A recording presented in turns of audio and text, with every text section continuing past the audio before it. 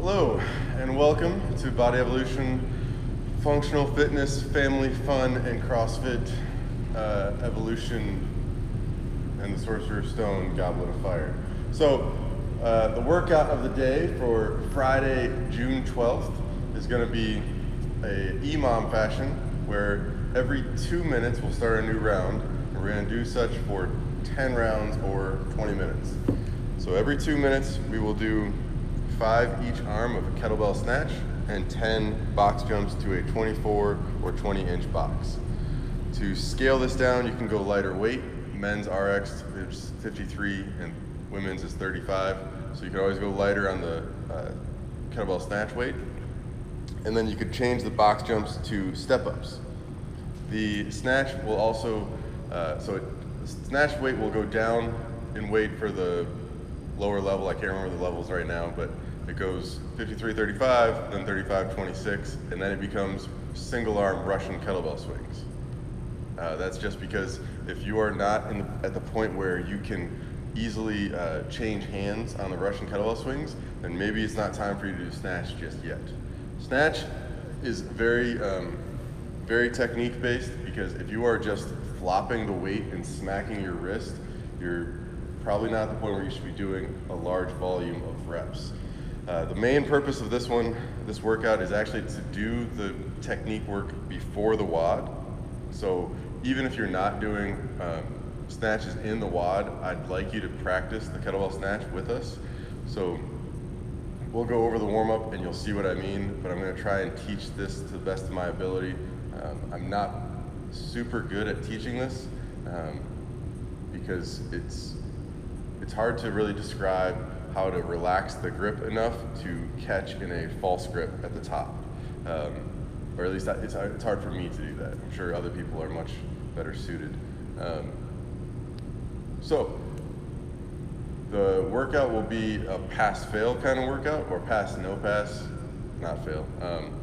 And we are doing 10 rounds. I wrote it as every 2 minutes for 20 minutes. So if you are at home and you set a 20-minute timer, you can just count it up.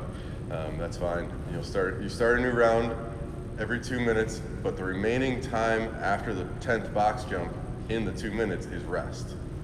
I did a version of this, and I timed just this portion, and it took me a little less than a minute for a lot of the rounds, and I was not really exhausting myself. So I think most people will finish this close to 50-50, meaning 1 minute of work, 1 minute of rest.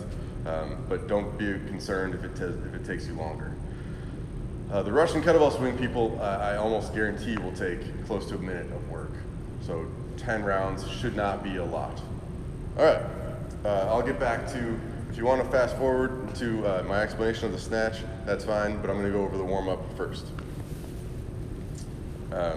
Once you see me doing this with the kettlebell, that's when you can slow down the video. All right, so first part of the warm-up, 10 PVC pass-throughs. Elbows are locked. You're gonna smack yourself in the butt and bring it back around, that's 1. 10 PVC reverse pass-throughs. Smack yourself in the belly and then back. And then we'll drop the kettlebell, or PVC. So we did 10 of each. And then we're gonna do 10 Samson lunge, which is fingers are interlocked, palms to the sky, reach up, okay? 10 Cossack squats. I'm gonna step out, point my toe to the sky, put my hands out, and then sit into my heel. Make your knee even with your heel, okay? And then I'm gonna switch sides, point my toe up. You have to point your toe up. And you also have to sit back. Don't let your knee, don't do this. See that? The knee has to stay over the heel. Okay. 5 cherry pickers, reach for the sky, touch the ground, 1, 2, 3. 5 yogi squat to stand. I'm gonna touch my toes first, then pull myself down, try to pull myself towards the camera. Hands go up, hopefully more flexible than me. Do 5 of those.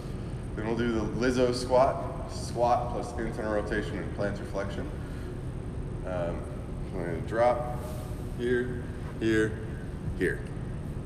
Flatten the toe, okay? We'll do 3 each side of that. We'll also do the squat plus thoracic rotation. So I'm gonna squat, hand down, Try to rotate with heels down. Okay. And then we're gonna do the reverse plank again. You guys, sorry about missing the video on Wednesday, but had a little technical issue and it didn't save. So the reverse plank was part of the warm-up on Wednesday, and it's gonna be a part of the warm-up today. The reverse plank is exactly what it sounds like. We're just facing up rather than facing down in an arm extended push-up position. The point of this is to get the posterior core, and definitely, mainly for me, I'm making you guys do it to get the shoulder blades to come together and really open up the chest and try to get those shoulder blades to move. Because if your shoulder blades aren't moving during the snatch, this is definitely going to be a harder to follow workout. So, the reverse plank. Hands on the ground. Wait, let me bring my camera. I don't want to be able to see you guys. Oops. Okay, so I'm going to sit down like I'm at a little slumber party. Okay, point my toes. You can see that. Point my toes, and then open up my hips. Now I'm trying to get my chest above my shoulders. Make it a straight line from toe to shoulder. You should feel a stretch through here and squeezing the shoulder blades, but without getting the traps involved. Hold that for 20, 30 seconds. From there, we're gonna do the pretzel. You know, for those people that say that they can't really see me when I'm on the ground, picture me laying down, you're gonna bring the top knee over and kind of up and pull the knee down towards the ground, and you're gonna relax your head.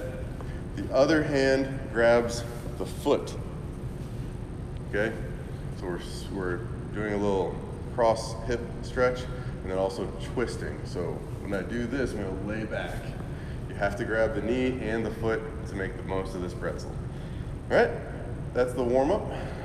Then we're gonna do 5 each arm with the dumbbell strict press. Really reach for the sky. Remember, to get the most out of your warm up, take it as seriously as you can. Tap your shoulder with the dumbbell and then purposefully lock out the elbow. If you have to, pause at the top and reach. Get that bicep close to your ear. You know, it could be just as fluid as that, but don't just do this. Too often I see people doing this. Like, that's not great, and that's gonna be one of the reasons that you end up hurting yourself. 10 alternating step ups. Get your heel on the box, step all the way up, and then come back. Then we're gonna do a warm up with 5 each arm Russian kettlebell swing, and then 1 each arm of a reverse kettlebell snatch. So, let's go over the snatch. Make sure if you're wearing a watch, you flip it around so you don't crack your screen.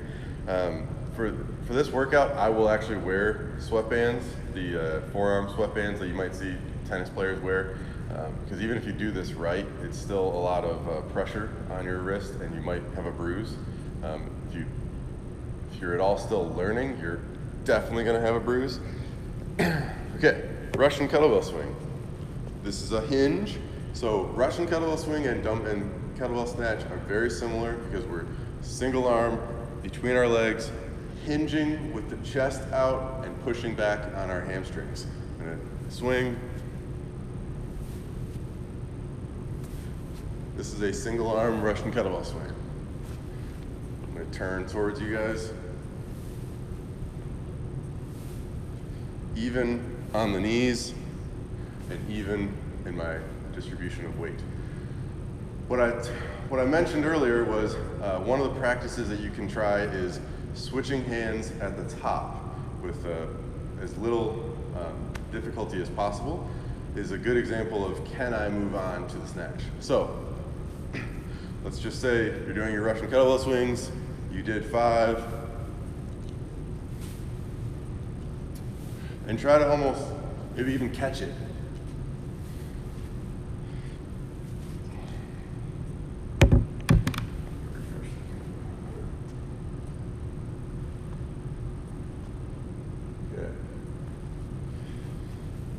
So The kettlebell snatch is an Olympic lift done with a kettlebell. If you're someone who, when you do kettlebell or when you do barbell cleans and you go up and then you still grind the bar, so you're squeezing the bar, basically what I'm saying is you have to be the person that has advanced in the Olympic lifts enough that the bar rolls and maybe even, has a very loose grip on it as you're turning it over. Same, and especially with the snatch, because if you're someone whose snatch looks like that, or that's not good. You have to be somebody who's and pop, because that's how you're gonna do the kettlebell snatch. It has to be a loose grip around the handle, and at the moment of weightlessness, you dip under it and then lock out the arm. Threading it through and then catching it in a false grip is only possible if you are holding it in a loose grip at the top. Take this off. Take off the stuff. Pop. So I'm going to take it into a false grip, or actually a corner grip. So right hand has the left handle. So if I'm looking down at it, this is the left part of the handle with my right hand on it. You guys can see that, right? Yeah. Actually, let me move forward even more. So I'm going to swing, and it's going to go out away from me. At the top of the kettlebell snatch, I don't know if you can see that, it's a false grip. It's across here. When I was swinging it, it was right here. But I caught it like that. It's because at the moment that it was flying through the air, it was weightless because my hips did the work. I relaxed my grip and threaded it through, and you saw that I caught it with an open hand. It's not required that you catch it with an open hand. I do that to demonstrate what I'm trying to accomplish. And to be clear, these kettlebell snatches are hanging, so you're not going to touch the ground. You're going to swing it between your legs and go overhead. So snap. Can you see me rotating? So it's clearly right there on you can see the palm. But at the top, it's here. So we're gonna do 5 each arm of the Russian kettlebell swings. Then we're gonna put the weight over. So I want you to take the weight, hold it like you're doing a front rack carry, do a push press, and then I want you to lower it down, bring the elbow down and forward towards the camera, just like you're just gonna lower it to a front rack position, right? So you're taking it like it's a push press and thread through, and then return it. So it's reverse. You see that? Now, a lot of times you do this and you see people flop. I'm just kind of catching it at the top. I think I've sufficiently demonstrated that I'm not great at teaching this. Finding the right words to explain this has not been my forte, and I'm actually pretty good at coming up with different analogies. I can usually come up with different ways of saying this, but I'm really just saying like this. Not a great coaching technique, admittedly.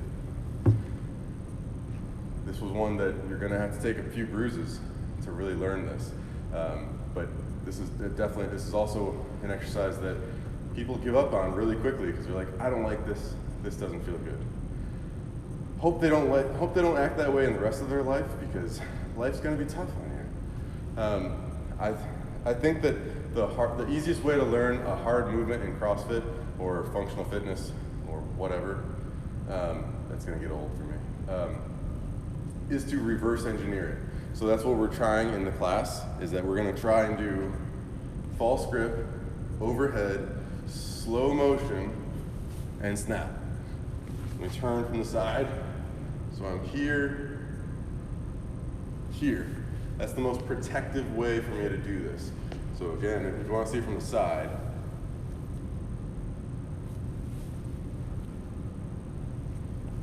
it looks like it just stops. See, it's not flopping.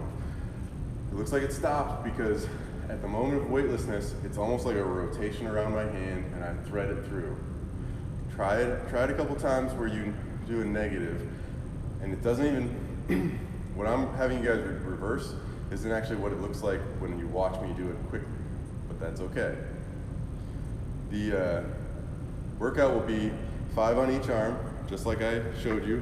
I'm gonna do 5, 1, 2, and then you might even set it down and then switch hands. Take your hand off your leg and then do 5 again. 5 hang kettlebell snatches, and then 10 box jumps.